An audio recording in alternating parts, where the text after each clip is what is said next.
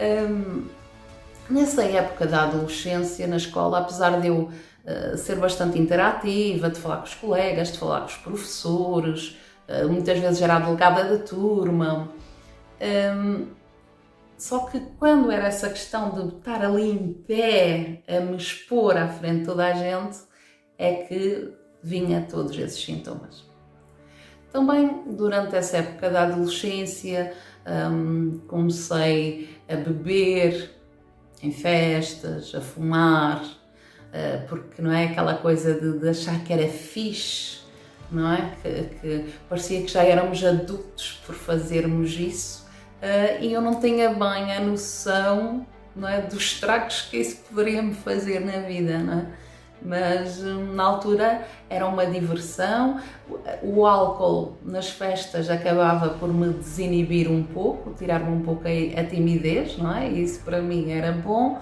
O cigarro era essa questão de achar que pronto, que era uma atitude já mais adulta e também para me integrar no grupo, porque também os outros fumavam e todo esse tipo de coisas, não é? E fui seguindo, fui para a universidade, na universidade também estava integrada com os professores, com os colegas, fiz parte da associação de estudantes, eu sempre fui, apesar de eu ter medo de falar em público, eu sempre fui uma pessoa que gostava de participar nas atividades.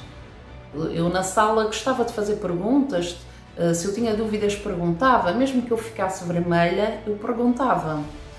E acho que isso me ajudou um bocado a começar a enfrentar a minha timidez, a enfrentar os meus medos, porque eu mesmo, a enfrentar os meus medos, porque eu mesmo, com esse medo de falar em público, eu, quando estava sentada no meio de uma plateia, numa conferência, numa palestra, eu era capaz de pôr o dedo no ar e perguntar. Podia ficar vermelha, o coração ia acelerar, mas eu perguntava na mesma. E isso acho que me ajudou, esse tipo de atitude. E então, nesse tempo de universidade, apesar de eu estar bem integrada, a participar naquelas coisas todas, a vida académica também muitos excessos de álcool, de tabaco, ainda bem que nunca me meti noutros caminhos de outras drogas, que sempre tive isso bem assente na minha cabeça, o risco e o perigo que era, e por isso nunca me coloquei a experimentar nem me a colocar nesses caminhos. Mas o álcool e o tabaco, como era algo aceito socialmente, que os adultos andavam aí, não é, nas ruas, em qualquer lugar, o faziam, por isso, não é, era algo aceitável.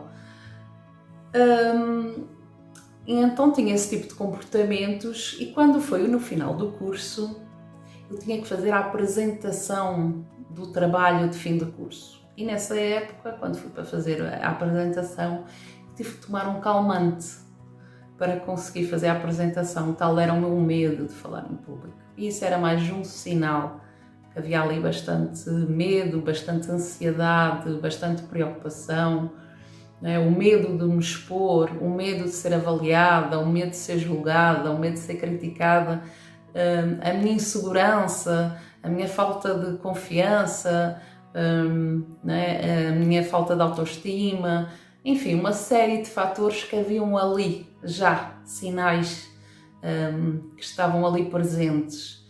Mas eu não sabia que era ansiedade, não sabia que era falta de autoestima, não sabia que era falta de amor próprio, não sabia, pronto.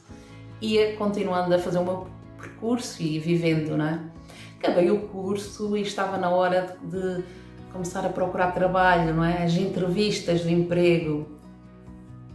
E as entrevistas de emprego era sempre um drama, que era o estar perante figuras de autoridade, pessoas desconhecidas e figuras de autoridade que iam-me estar a avaliar, que iam-me estar a analisar, eu ia me expor perante elas, para elas me avaliarem, me analisarem, perceberem se eu era adequada ou não, se eu era capaz ou não para aquela função. E isso trazia-me sempre uma enorme ansiedade, esses sintomas todos de coração acelerado, transpirar, eu começava a transpirar na cara, nas mãos, ficava vermelha, às vezes gaguejava, enfim, era horrível. E depois, a uma certa altura, apesar de eu ter feito estágios profissionais, ter estado a trabalhar, decidi abrir o meu. Fui licenciada, eu fiz a licenciatura em Contabilidade Empresarial, não vos cheguei a falar nisso, não é? Eu, na altura, quando estava a estar, não era numa universidade, era no ensino superior, num instituto politécnico, que era o IPCA, em Barcelos, e eu fiz a licenciatura de Contabilidade. E então, depois de ter feito estágio nessa área, de ter trabalhado num gabinete de contabilidade, resolvi abrir o meu negócio, abrir o meu gabinete, ter os meus clientes e tudo corria bem, mas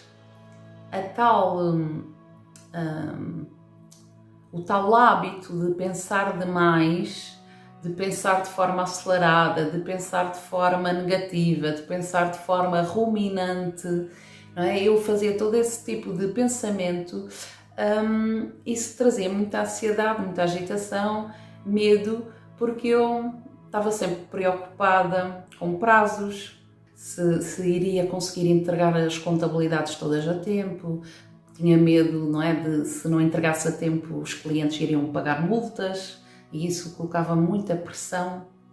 O medo de fazer algo errado, e se eu me enganasse nas contas, e se eu me enganasse numa declaração, e se o cliente depois tivesse que pagar alguma multa ou pagar alguma coisa pelo meu erro, pela minha falha, e se houvesse uma fiscalização das finanças, e se algo tivesse errado, e se o cliente tivesse feito alguma ilegalidade e depois viessem pedir responsabilidades a mim, e todos esses pensamentos, esses medos de conseguir fazer as coisas direitas, de conseguir fazer as coisas a tempo, de não prejudicar ninguém, tudo isso começou-me a gerar muita ansiedade.